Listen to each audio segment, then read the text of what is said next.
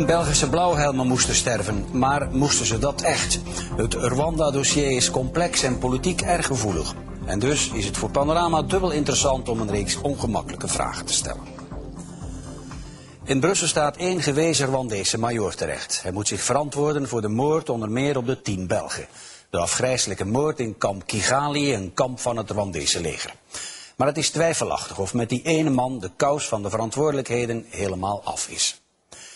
Collega Peter Verlinde worstelt al jaren met de vraag hoe het drama met de Belgen is kunnen gebeuren. Waar kwamen de anti-Belgische gevoelens vandaan? Waarom werden de Belgen ervan verdacht het presidentiële vliegtuig te hebben neergehaald? Hij verzamelde getuigen, ook getuigen die we nooit eerder hoorden. En hij zocht in de Congolese broese Rwandese rebellen op die misschien een rol zullen spelen in het volgende drama.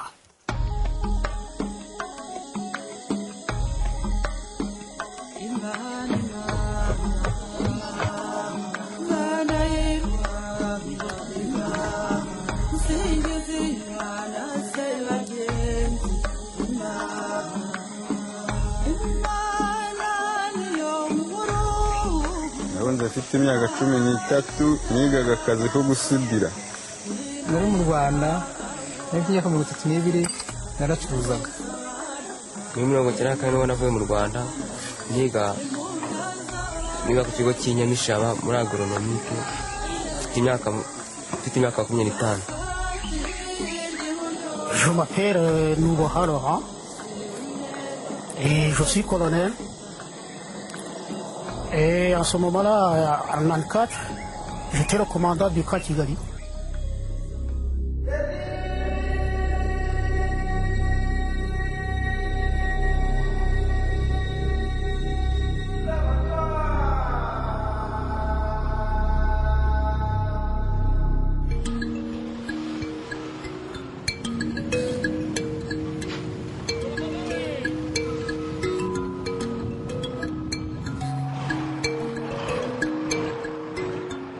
Op 18 november 1993 komen de eerste Belgische blauwhelmen in Rwanda aan. Ze moeten er de vredesakkoorden van Arusha helpen uitvoeren. Een routineoperatie na een moeilijke tijd in Somalië. Hun eerste opdracht wordt de begeleiding van een bataljon rebellen tot in de hoofdstad Kigali. 28 décembre 1993. Vers 11h30, les autorités du FPR daignent embarquer. Il faudra encore plus d'1 heure pour former la colonne sur la route. Cela nous met dans les prix de 12h35 pour le début du mouvement. Tout se passe pour le mieux du monde. Les gens se massent parfois pour acclamer le convoi. Vers 14h30, nous pénétrons dans la zone de consignation des armes. Et ensuite, le passage tant redouté par le camp de réfugiés qui se passe très bien. L'entrée en ville sera pour beaucoup mémorable. Une foule enthousiaste attend le convoi de 80 véhicules qui s'étend sur une distance d'environ 4 km.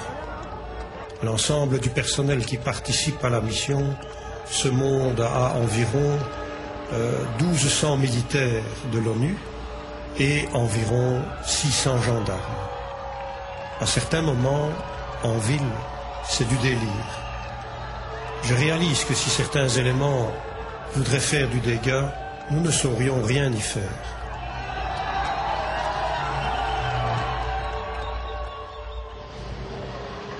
Het bataljon van het Rwandees Patriotisch Front, het FPR, vestigt zich in het vroegere parlement, de CND. De top van de blauwhelmen haalt opgelucht adem. Opdracht volbracht.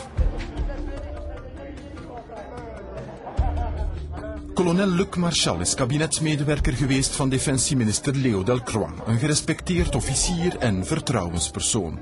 In Rwanda wordt hij de nummer 2 van de blauwhelmen, de minuar. Les Belges étaient les seuls à posséder des véhicules et donc forcément, puisque le FPR partait d'une distance de 80 km, il fallait bien des éléments de la MINUA pour les protéger et les accompagner. Et donc, puisque seuls les Belges avaient des véhicules, ce sont les Belges qui ont été chargés de cette partie-là de la mission. Deuxièmement, forcément, les seules images qui existent de cette opération ont été prises par les reporters du service d'information et c'est les seules images qui ont été projetées ici en Belgique. Et donc c'est un peu le sentiment que l'opinion publique a, que ce sont les Belges qui, je veux dire, qui ont participé à toute l'opération, mais encore une fois, c'était loin d'être le cas. Diep in het Congolese regenwoud opereren vandaag nog altijd 10.000 Rwandese strijders, in 1994 gevlucht uit hun land. Een van hun kolonels was zelf bij de intrede van de vijand destijds in Kigali als hoge officier in het Rwandese leger, de FAR. J'étais commandant du bataillon qui était sur place. Nous avons resté passer en toute tranquillité, conformément aux accords d'Arusha. Ils sont partis, mais l'atmosphère là à Kigali, vers la capitale, a automatiquement changé. Puisqu'il y a eu la panique, il y a eu un sentiment que vraiment c'était une façon de propulser cette force pour pouvoir prendre le pouvoir à Kigali.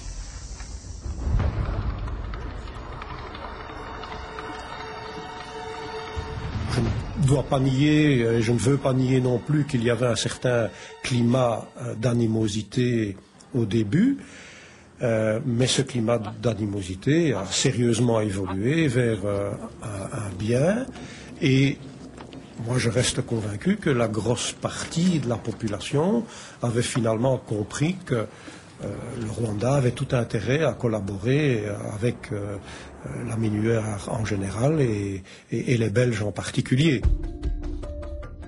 Jean-Pierre Mugabe werkte destijds voor de inlichtingendienst van het Patriotisch Front, later als journalist. Nu is hij vluchteling in de Verenigde Staten.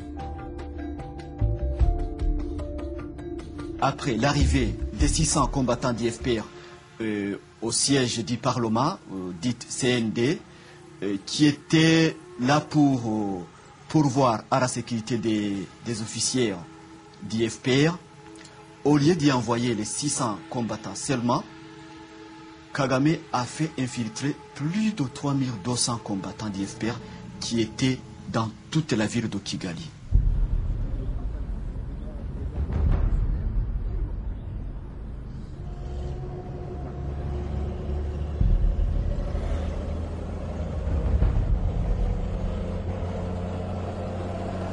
« 31 janvier 1994.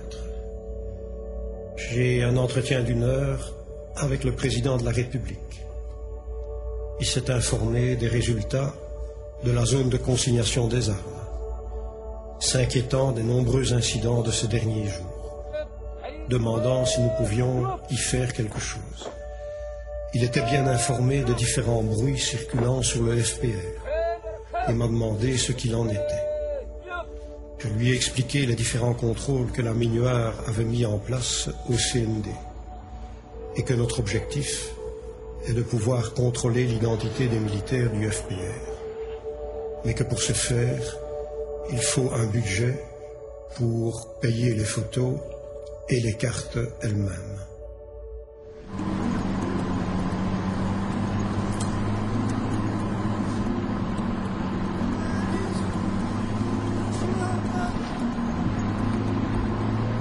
Chaque fois que les camions du FPR se rendaient à Mulindi pour charger les vivres, le bois de chauffage et autres besoins de ceux qui se trouvaient à Kigali, au CND, ils chargeaient clandestinement les armes et les munitions. Bon, c'est beaucoup plus tard que j'en suis arrivé à la conclusion qu'en effet, il y avait de la part du FPR toute une politique d'infiltration, d'emport d'armes de manière à équiper certains noyaux, certaines milices locales. Concrètement, je n'ai jamais pu évaluer l'importance de cette importation d'armes illégales ou de combattants infiltrés. Mais il est un fait que, de facto, au mois d'avril, bon, là j'ai pu me rendre compte que les effectifs du FPR à Kigali étaient quand même fort importants par rapport à ce que je croyais qu'il aurait dû être. Dat het Rwandese regeringsleger en de milities van de politieke partijen, de zogenaamde Interahamwe, zich dat voorjaar 1994 in het geheim versterken, trainen en bewapenen, dat is geen nieuws meer. Dat ook de rebellen van het Patriotisch Front hun oorlog voorbereiden, massaal maar ver weg van de camera's, dat weten we nu pas met zekerheid.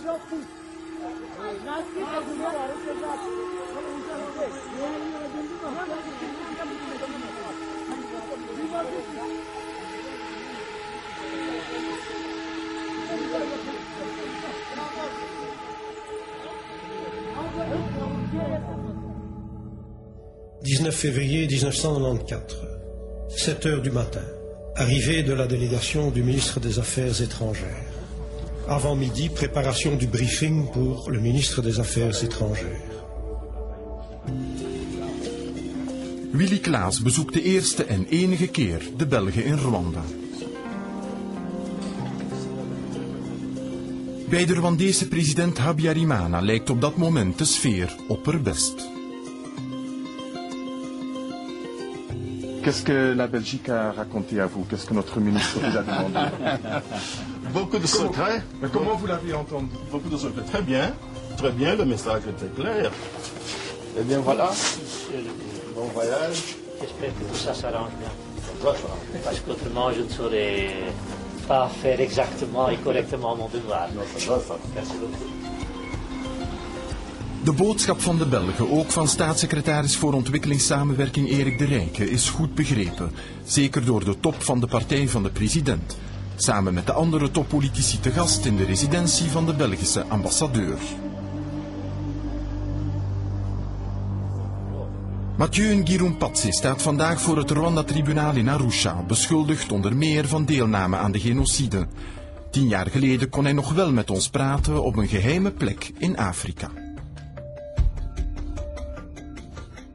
L'attitude du ministre des Affaires étrangères, M. Klaas, n'a pas facilité les choses. Parce que quand il a passé à Kigali avant la mort du président, il avait invité les partis politiques. J'étais donc là, j'avais parlé avec lui. Il avait montré en fait que la Belgique semblait en avoir assez de ne pas faire un gouvernement le plus vite possible. Et d'après ce que j'ai appris en tant que président du parti, il avait littéralement menacé le président en disant que s'il ne prend pas l'initiative, ça risquait d'être très sérieux pour lui. Et les gens avaient été au courant de cela. 21 février 1994, 22h45. Le ministre des Travaux publics, Félicien Gatabazi, est assassiné chez lui. Un gendarme est également tué et 2 autres blessés.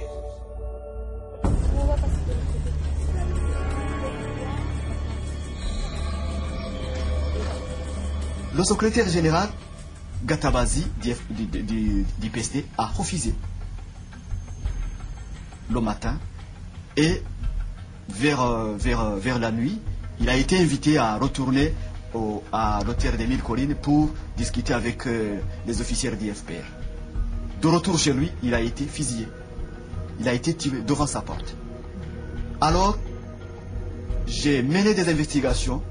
J'ai été informé que la fille qui conduisait un taxi, Dinodo émérite, qui a conduit les militaires du FPR qui ont tué Gatabazi, a été tuée par les agents du FPR.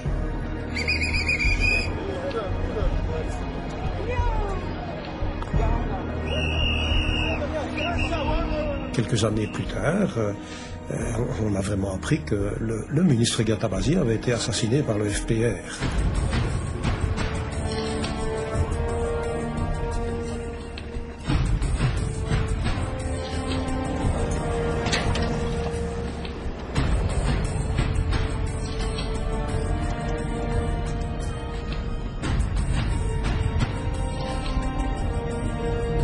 j'avais beaucoup de confiance et d'espérance dans cette visite.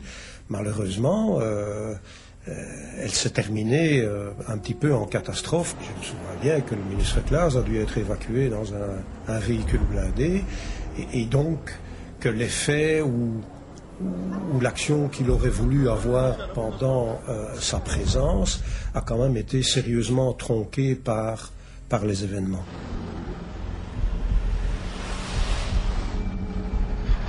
On était bien conscients, quand je dis on, le général Dallaire et moi-même, que le moindre incident risquait de mettre le feu aux poudres et de réamorcer le conflit ouvert entre le FPR et les forces gouvernementales. Bon, je crois qu'une seule chose qu'on doit reconnaître, c'est qu'on n'a pas lésiné sur le nombre de signaux alarmants qu'on a envoyés, le général Dallaire vers New York, moi-même vers la Belgique, et il est un fait que rien n'est venu en retour.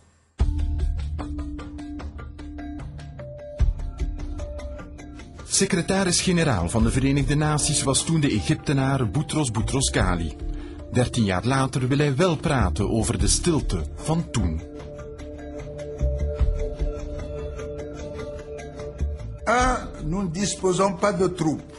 2. Nous ne disposons pas des moyens financiers. 3. Nous ne disposons pas des moyens pour transporter ces troupes.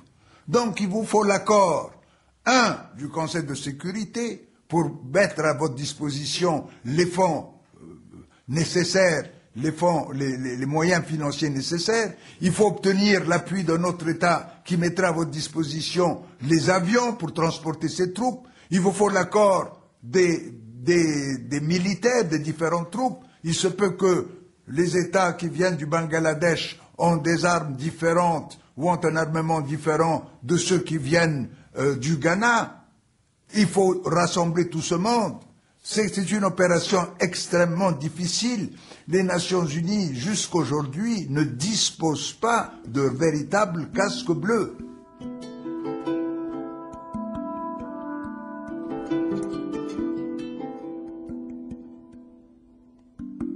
Le peu qui avait été prévu n'est même pas arrivé sur place, puisque initialement la Quick Reaction Force devait être composée de 22 véhicules blindés, et il y en a royalement 8 qui sont arrivés au Rwanda, et sur ces 8, le 7 avril, il y en a encore 5 qui étaient en mesure de rouler. Donc, de tous côtés, finalement, on a rogné les ailes et les possibilités de la Minuar, avec aussi, en parallèle, une situation qui, sur le plan sécuritaire, s'était fortement dégradée. Plus de 50% de mes effectifs étaient quotidiennement employés, utilisés à assurer des sécurités rapprochées d'autorités, ce qui initialement n'était pas du tout prévu, puisque mon rôle principal c'était de rechercher les armes illégales et de créer par ce biais-là un véritable environnement sécuritaire à Kigali, de manière à pouvoir mettre en place ces fameuses institutions de transition.